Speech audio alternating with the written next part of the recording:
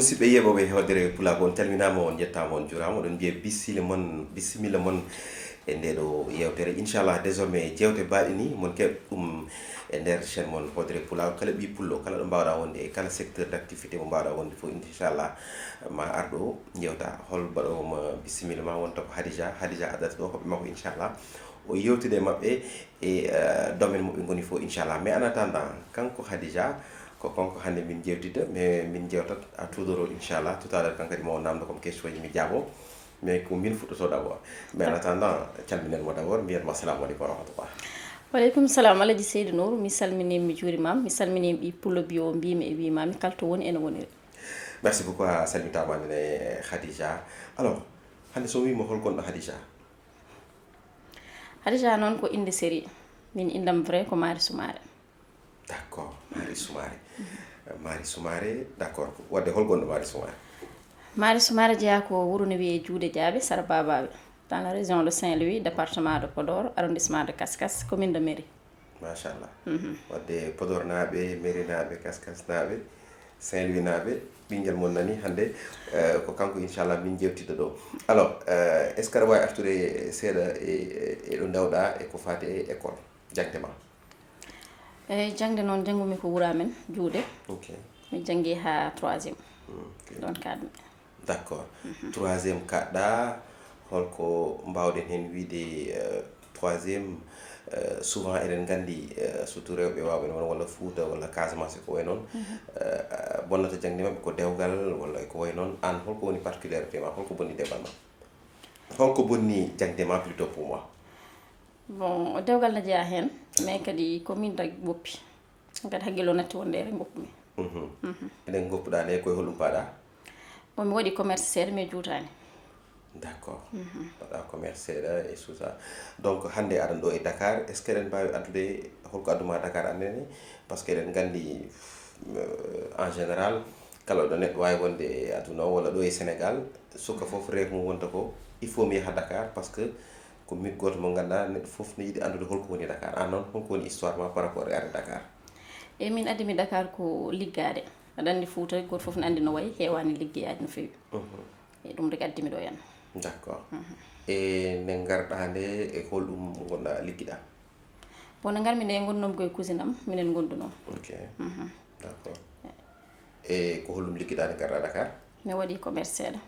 d' accord mais juutani. d' accord alors Hadija personnalité mo ganduɗa machallah yimɓe mbaɗima hen découvrir e nder guiɗel mais avant ça yimɓe mbaɗima découvrir e personnalité nateji goɗɗi min gar hen ɗum ɗon de toute façon min jewti e ɗin rôle uji ma e ko way noon mais en attendant aaro holno natirɗa hen e holko nannuma hen. e aaro nannimi hen ko biyeteɗo Mamadou Silla. ok nden mbaɗa famdi guila mbaɗa jangga école. ok d' habitude somin mbaɗatno Fosco o mbiɗa waɗatno participé. d' accord kanko nannimi hen. kanko nannuma hen si d' accord ene garɗa Dakar holno puɗɗoriɗa ɗum par ce que eɗen gandi Dakar sa ari ɗo ko réalité goɗɗo avec les grandes maisons de production gonɗi ɗo ɗi e cinéma o comment ça s'est passé. bon min au début mi sikkanima heɓɗo henna par ce que mi jouno rek pour joude ni. ok mais kam mi sikkanma ar ha ɗo. kadi nde garmi nde won mini série goto mo tournunomi c' est la première fois tournumi ɗum. ok d' accord mais après nden bon cikkanum ko ɗon rek haaɗi.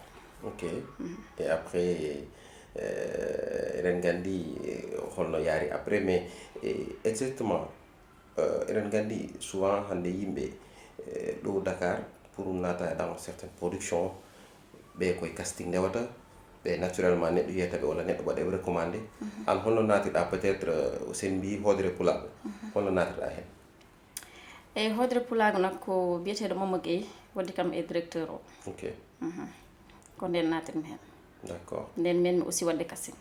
nden meɗa waɗe casting nde garɗa nde Dakar a waɗani a natani comme pedde waɗoɓe théâtre wonɓe ɗo e ko way noon. non mi meeɗa natde fedde. d' accord d' accord alors en parlant de Hoodere Pulago en jii hen est ce que aɗa wawi artude seeɗa sah dans les différents rôles ɗi mbaɗɗa e Hoodere Pulago ɗi hol série ji Hoodere Pulago mbaɗɗa e rôle ji ɗi. ok Hoodere Pulago mi joué mette dewgal. mi joué e yewende aussi. ok mi joué kadi e guiɗelam. guiɗelam bon c'est kañum woni actualité kañum woni dernière chose mo ganduɗa waɗi ɗum. Les gens ont vu personnalité voilà saɗa artano hannde e on ɗon production holko nanguɗa hen? Production bon ko nangum hen ne heewi. O juuti mais machallah tout s'est bien passé.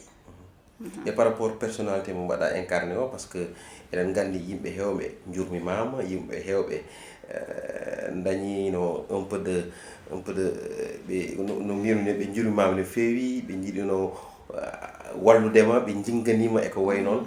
Et comment tu as vécu ça? Hono gurduɗa ɗum? Et bon ko belamma rek rôle o au début c'était pas facile. Ok. Parce que min nenam no wuuri. Vu que mi tottama rôle nenam koko sanki e kanko épisode goto o yeeɓi hen. À part ça o yebtanno parce que o wi ko waɗum wadde supporté quoi.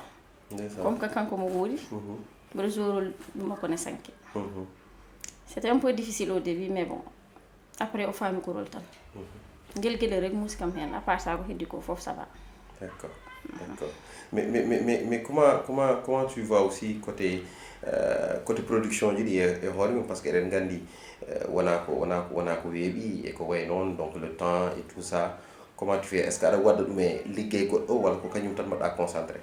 Non ko kañum tan mbaɗmi concentré. Ok. Wadde an on peut dire que l'art paie bien parce que an wadde a dañi hen kalis? Oui ça va alhamdulillah neɗɗo ko dañi fof yo yettu Allah. Harga laaɓande. Ça va yettere Allah no feewi. Wadde Hodere Pulago maison de production eɓe jogui kalis kamɓe quoi? Ça va bien sûr. Il s'en sort bien? Bien sûr. Ah super alors machallah. Alors hande saɗa waɗano saɗa artano un peu sur les rôles que tu as joué parce que aussi en dit rôle goɗɗo mo jouɗa e production Poids du silence kono wiyete je pense mi jumani e goɗɗi hol rôle ɓurɗoma wadde marqué e rôle ji ɗi mbaɗɗa ɗi pour le moment? Guidelam. Guidelam. Ok. Pourquoi? Bon parce que série o mi joni ɗum hewɓe. Ok. Kadi hewɓe ne guura on situation. Min Allah walli mi wuurani ɗen métier. Kadi won séquence uji ɗi ganduɗa ene ne tuusi kam kon fait. Parce que mi yaha ha ganduɗa mi woni e nder rôle he. Ko série mo ganduɗa ne waɗi kam marqué ɗa. D'accord. Sur beaucoup de choses. Est ce que hande no woodi yimɓe ganduɗa vraiment ils sont a dañi retour ji yimɓe ganduɗa ils ont vécu ces histoires là ɓe nodduma ɓe kalanma ɗum? Eyi si mi dañi. Yimɓe hewɓe noddami ene mbaɗa kam hen remercier. Kadi goto fof ne haala hen probléme mum. C'est comme si ko manmi ko kamɓe mbaɗani ɗum.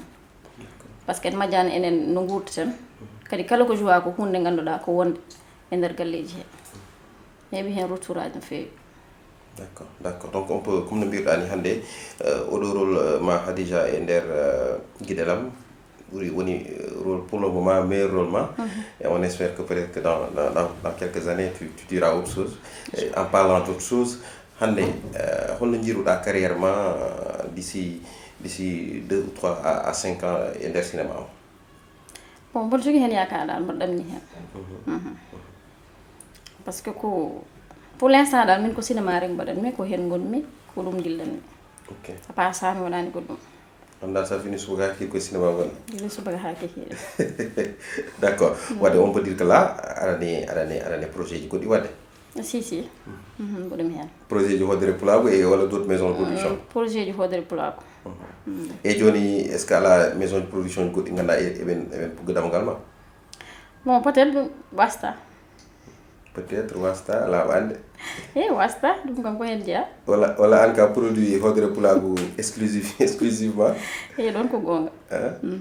Donc la porte est fermée pour d'autres personnes? Non pas fermée sax mais kam hunde fof no waɗi tan lawol to rewata.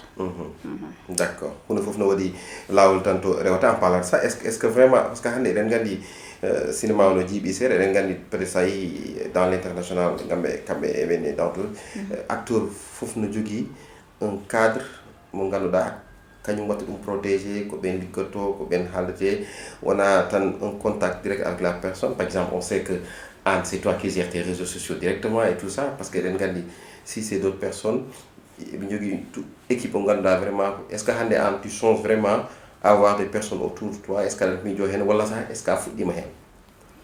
bon mboɗo miijo hen kadi so tawi ɗum woni noon ni mbaɗen komo liggotomo rek wonata ɗum ok kanko wonta manager ma kanko watta fof a wi men aɗa andi production kesso an e Hoodere Pulago holko mbaɗa men haalde on production kesso eyi production ko production kesso kadi ko production fulɓe fof eyi c'est juste tan wiide fulɓe fof yo jaggu hen eyi par ce que ko kañumen mbaɗana aussi ok holno film o wiyete film o wiyete ko Jeewo Lamɗo Galle ok histoire d'amour encore eyi histoire d'amour gelli mbara wayata hen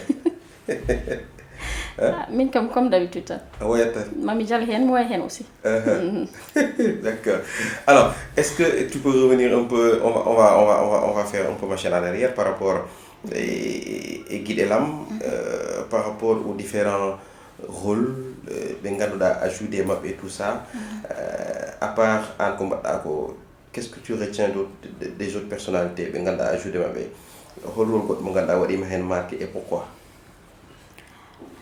il y a ton père, il y a ta tante, Mingelman, on dit ton John Bamgel Lamine et tout ça, donc voilà.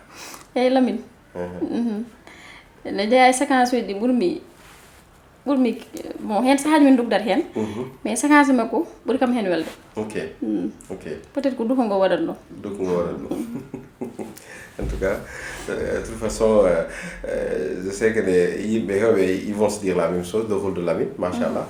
Et voilà, comme tu l'as dit, le rôle du côté Nganda, on peut retenir ça sur alors Hadija en bawta ganta en jewtan hakkunde ma ani fantajima parce que en gandi machallah Guiɗe Lam, il y a eu beaucoup de retours positifs yimɓe ne jiiɗi série o alors hande mbiɗa yinno andude quelle est une histoire particulière mo ganduɗa ɗum vivre hakkunde ma ane vraiment fansiɓe mo yimɓe ɓe e ɓen mbiyanɓe ko mention spéciale par ce que fof ko kamɓe saabu ƴetto temps mum ƴetta connexion mum e crédit mum ne nodduma ne ƴewno guurɗa on aussi ala jobdi mum min pour min fulɓe fof ne jiiɗimi ala fof mo noddata kam des fois a yaltat bedda ni potta e mo ganduɗa ne wawi jibindema mais rokkuma teddungal walla respect mo ganduɗa an e hoorema ene hawma mi wiɓe merci beaucoup kamɓe fof ɓe jarama no fewi des fois nak aussi jomumen ne nodduma donc hebde woodi no jiiri c'est juste ko wiide ɓe ko liggey o rek way noon mais sinno ko sagam kamɓe fof mi haalde mabɓe goto par goto e ɗum ɗon ko kamɓe tan ballanta kam hen ɓe jogo on compréhension mais mi wiɓe merci beaucoup kamɓe fof mi salminiɓe goto fof to woni e to woniri mais aussi no woodi peut être teddungal ganduɗa yahi woni hakkude ma peut être e fansi ma wonko ganduɗa rewi hakkude ma ko holɗum si des fois neɗɗo ne nodduma walla ne waɗanma ko ganduɗa a meeɗa ɗum yiide mais peut être à travers e série o belɗa ɗum walla rôle mo jouɗa o weli ɗum tahi oɗon jogdingal ɗon teddungal vraiment alors aujourd'hui c'est une production c'est toute une famille no woodi les techniciens no woodi l'équipe et tout ça hande holko dañɗa holno comment tu as vécu cette expérience e mabɓe holno gurdiɗa hande tous ces moments de tournage et entre an e mabɓe eyyi ko adi fof ko yettude e jinnaɓam par ce que ɗum ɗo fof ko kamɓe mbaɗi ɗum par ce que kamɓe dokki kam liberté mo ganduɗa mbaɗa wawi yaade miɗo tourna so tawi ɗum ɓenni aussi min jetta borom Hoodere Pulago notre DG Moustapha Mbodj so ɗum yawti min jetta technicien ji par ce que liggey production goto fof ne andi no wayi ene muusi surtout série o ɗo aussi juuti ƴetti temps mais wona hunde wemde par ce que yimɓe so ndendi goto fof e jikku mum goto fof ene wayi goto fof e comportement mum mais minen alhamdulillah minen fof komin gotum min pijat min jala hayso neɗɗo hunde muusi ɗum aussi a andata ɗum mais ça va dal fof gasi e dow jaam e so ɗum ɓenni aussi ko yettude ɓiɓɓe fulɓe fof no potirno saabu série o so ari ha ɗo ko sababude mabɓe par ce que neɗɗo ne wawi wadde hunde hay goto wasa yebde ene wawi wadde hunde yimɓeɓe ƴewtama mais alhamdulillah série o hande kala to birtiɗa aussi goto fof ne weltanoma ɗum aussi ko yettere Allah no fewi e wideɓe merci beaucoup ɓe jarama no fewi kadi ha joni aussi ligguey o kadi ne continue en tout cas on te souhaite plein de succès et carrière ma so Allah jaaɓi min dañino welama yewtidema joni noon on va retourner les choses jottuma question ji d'accord eyyi ɓiɓɓe fulɓe on calminama comme no mbiɗa nane ni ande émission o ko émission men mboɗo ɗo wondi e Alhaji Seydou Nour walla mbaɗen somi wi ɗum hewɓe gandata walla mi wima Ousmane mi salminima mais salmitimama Khadija, et comme tu l'as fait, et comme Birani, on termine vraiment.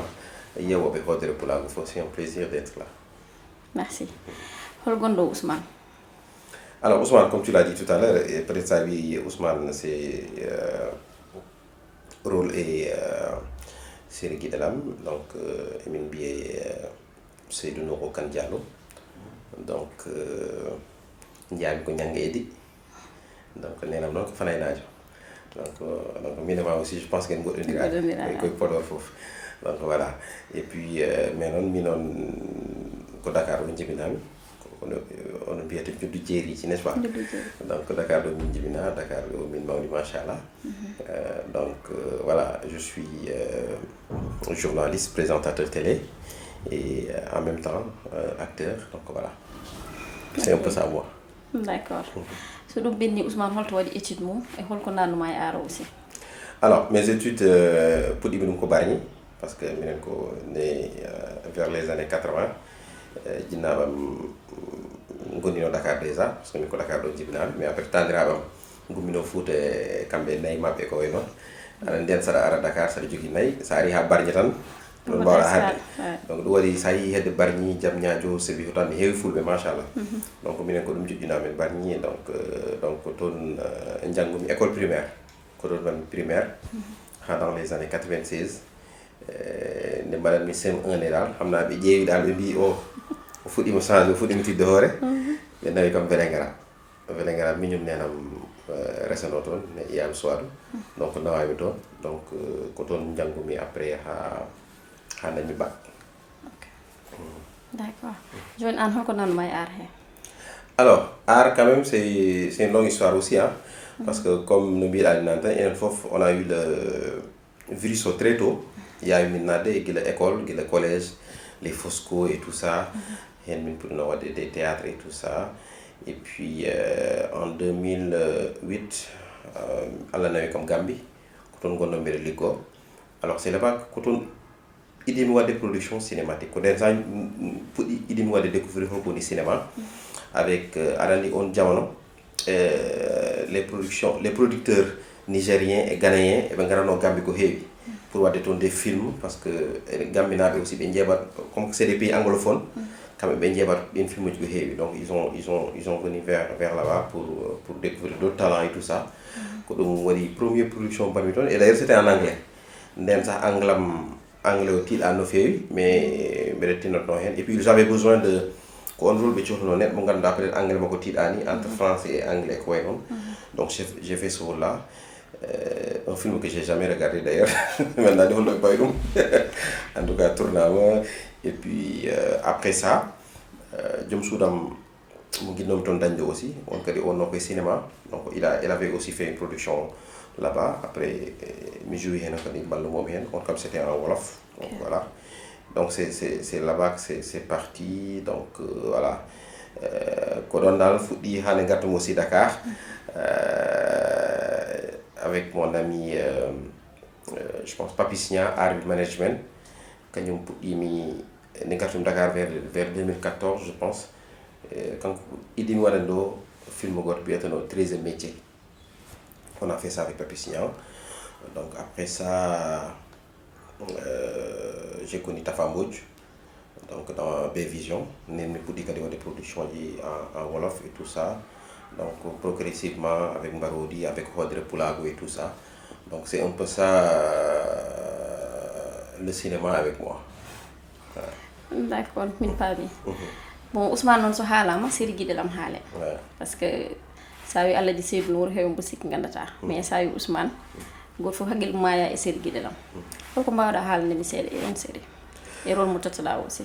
Bon, écoute, ça oui, Alex et nous aussi, parce que comme tu le sais, je suis dans les médias, donc et les gens me reconnaissent à travers surtout Tijani Yao, machallah, donc voilà. Mais Ousmane dans la série Guidelam, je pense que c'est une belle série et puis ça a été une aventure belle, machallah. Pourquoi? On a senti très tôt que il me jetti série à cœur. C'est-à-dire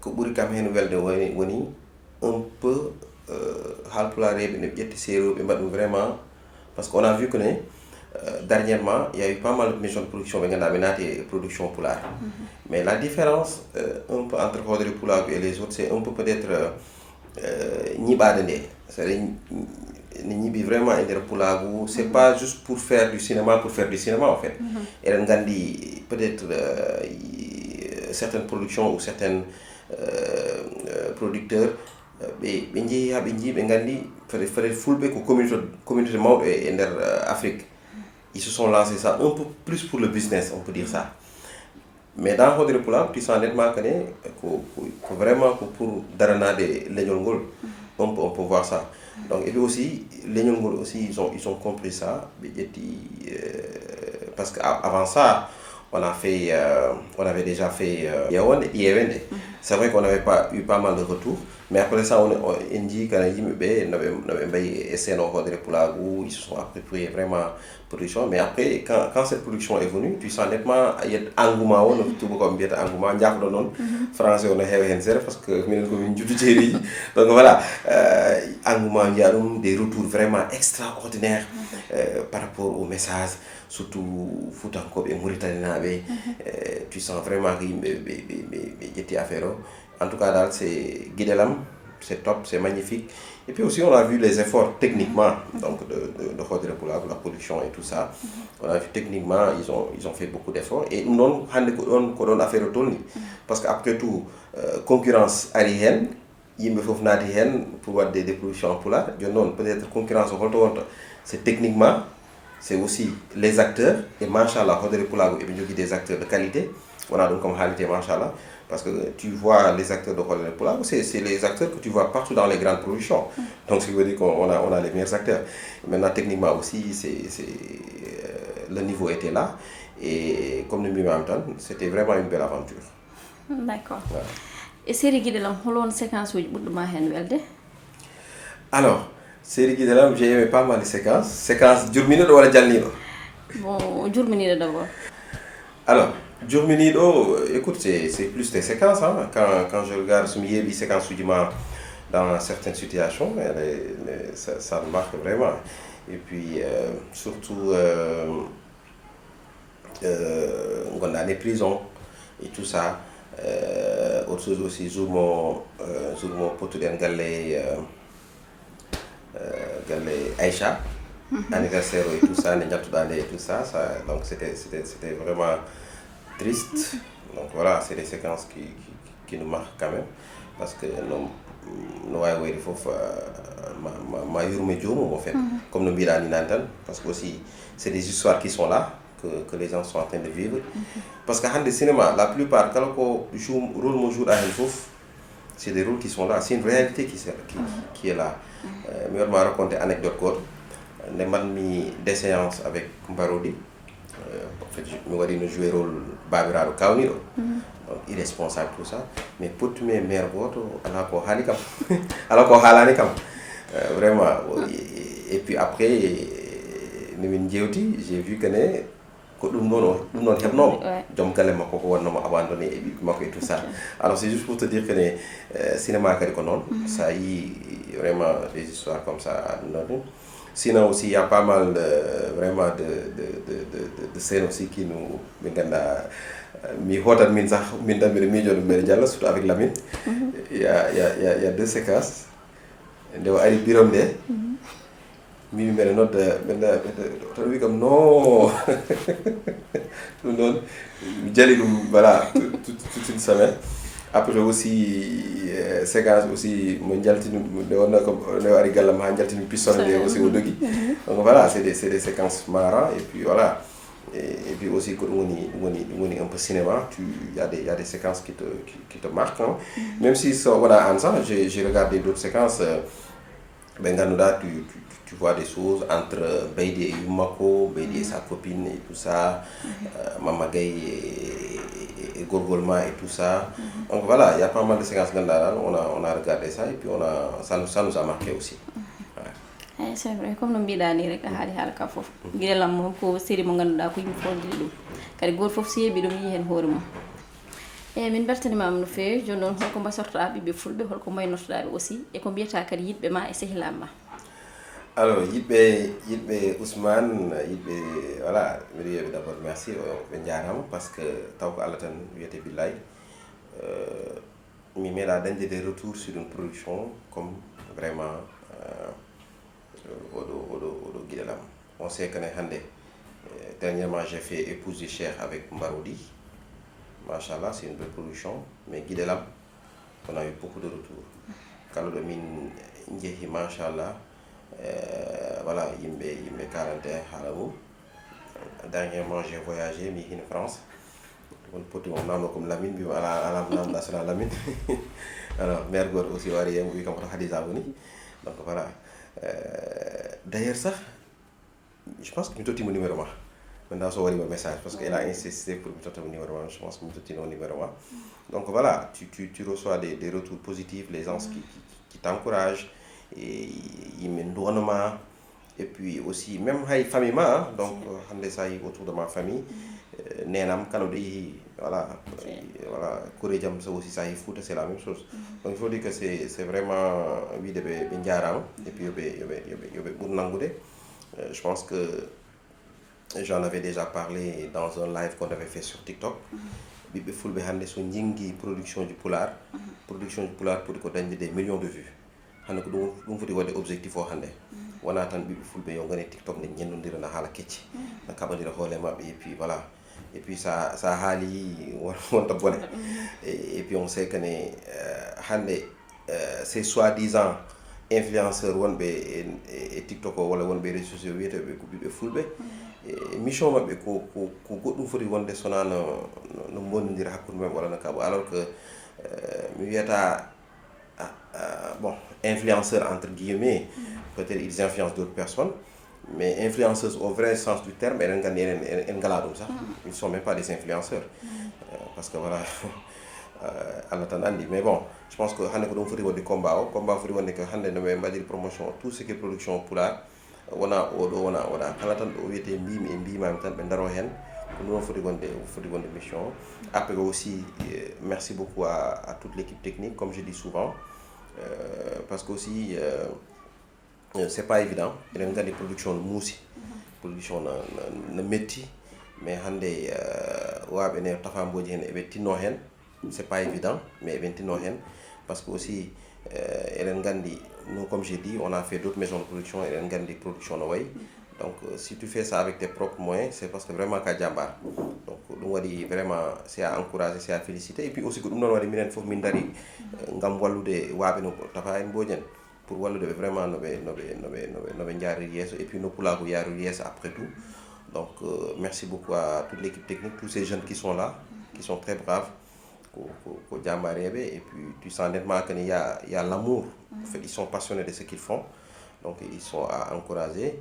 Sinon aussi voilà merci beaucoup à toute la famille parce que aussi weeɓani des fois Kira production Boya production Mbala production mais ɗum ɗon fof famille ma no waɗma hen soutenir surtout joom suudu ma e sukaɓe ma donc il faut les remercier et puis voilà on espère vraiment inchallah comme no mbirmi ni tan Hoodere Pulaago yo yaaru yesso ko beaucoup d'autres productions beaucoup de succès à l'échelle internationale inchallah ko ɗum ɗon tan faɗete hen parce que aussi souvent retour ji ɗi dañata ɗi hollatma ko il faut liggoɗa ɗum hollatama il faut que tu redoubles d'effort pour vraiment totta yimɓe ɓe vraiment des productions de qualité totta yimɓe vraiment ko ganduɗa vraiment maɓe janggu hen ma findinɓe parce que hande ko ɗon aduna tourni et puis aussi je pense qu'un jour mbeɗa yewtino e Tafa Mbodj o wi won biɗo mo pourquoi yimɓe sono mbaɗa des productions Pulaar ko ladde tan ɓe kollirta et les fulɓe ko ladde tan gandi en fait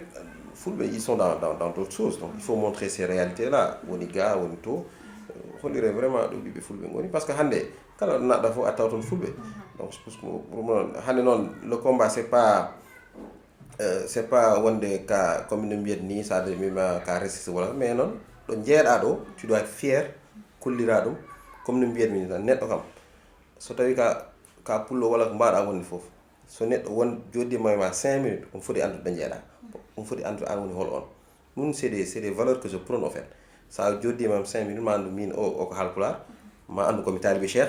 Donc c'est des choses qui sont là foɗanum sudde. Donc vraiment c'est à féliciter, c'est à encourager. Donc et puis voilà yo pulago yaro yesso. Ouais. Merci beaucoup jarama kadi ɓe fulɓe fof j'espère que beltima minen min beltima no fewi no fewi c'est juste ko wiideɓe rek yoɓe jokku golle aussi ƴettinno saabu kala ko waɗa ɗo ko kamɓe mbaɗana kadi ko kamɓe mbawi wallude min eyyi soɓe jaggi hen tan soɓe mbaɗi abonné ji e série comme haali ɗum ɗo joni pulago ene mawni enen en ɓuuri 1 million de personnes so tawi ko waɗete ko soɓe jaggi hen hande won ne famdi chaîne pulaar dañoo 500 000 abonné heewani te ko waɗate ko tamperne tampatende ko kamɓe et alors que fulɓe sa yi e d'autres chaînes YouTube ɗi ko fulɓe tan tawɗa toon no mbaɗa commenté no mbaɗa abonné kamɓe tan goni toon donc voilà kamɓe aussi pour tinnare par ce que enen ko poɗɗen wadde fof en mbaɗi ɗum fof pat haaju mum ba hammu mum ko famille mum yaha ene tournoyani waala ladde des mois ɗum ko kamɓe caaɓi ɗum ko heddi ko noon enen mbawɗen tan ko wadde mais ko nawra ɗum yeeso ko aussi ɗum ko kamɓe ñagate ɗum ɓe beltanama no fewi goto mabɓe foof no woniri eno weniri ewa wadde émission men gasi hande holko mbaynotoɗa holko kalda hande e équipe technique mon vraiment toute l'équipe qui a accompagné la production Hodire Pulago quels sont les mots holko mbaynotoɗa eyyi ko wiide merci beaucoup à notre DG Moustapha Mbodj kadi yettude jinnaɓam no fewi par ce que ɗum ɗo foof ko kamɓe caabi ɗum par ce que dañde liberté mo ganduɗa aɗa yaha aɗa tournoya ɗum kamɓe jaaɓi ɗum soɓe jaaɓani ɗum mi watta ɗum wiide merci beaucoup ɓiɓɓe fulɓe fof mi weltinima ɗumen no fewi goto fof to woni e to woniri mention spéciale nak à mon équipe à l'équipe technique Paco Assane Karbala son kamɓe fof mi weltinimaɓe par ce que liggoy o ina muusi wona hunde wemde te goto mabɓe fof ne jogui compréhension e so ɗum ɓenni mi wi merci beaucoup à Collé madame Diata merci e maquillage o kala ko yooɗi série he e yesso ngo kanko rewi ɗon merci beaucoup kam fulɓe fof mi salmini ɗumen mi weltima ɗumen mi won on jarama no fewi anne Allah jarama emin ñagonoma plein de succès donc et carrière cinématographique et puis comme no mbiɗa ni mais série kesso nana ara bien sûr hono série wiyete série o wiyete ko jeewo lamdo galle série kesso machallah gonga ni guiɗelam no weeli mais oɗo ɓuuri welde oɗon ñaague yoɓe mbaɗ abonné mbaɗon partage mbaɗon commenté saabu série o ko série moon te goto foof aussi ma yi hen hoore mum inchallah inchallah jeewo lamdo galle jeewo lamdo